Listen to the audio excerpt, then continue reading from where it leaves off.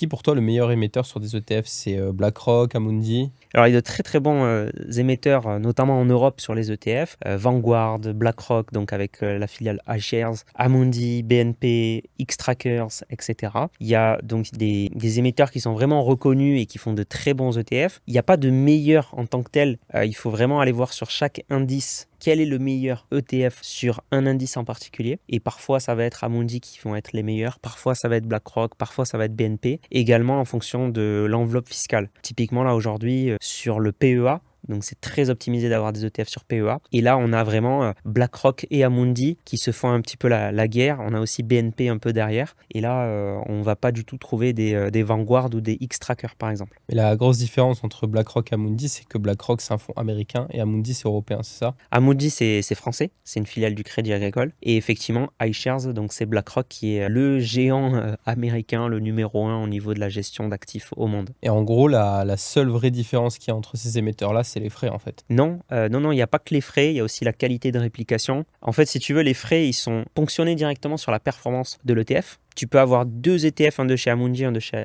iShares, qui ont exactement les mêmes frais. Pourtant, ils vont pas avoir exactement la même performance. Derrière, en fait, c'est eux, la qualité de réplication, la qualité de ce qu'ils font derrière, etc. Donc, il faut creuser le sujet et il ne faut pas s'arrêter aux frais. Tu peux avoir également un ETF qui a plus de frais qu'un autre. Pourtant, il a une meilleure performance in fine, net de frais. Donc, il ne faut pas s'arrêter aux frais, effectivement, avec les ETF. Attention par contre à ne pas choisir des émetteurs qui sont inconnus au bataillon, qui n'auraient pas la même réputation, la même envergure, etc.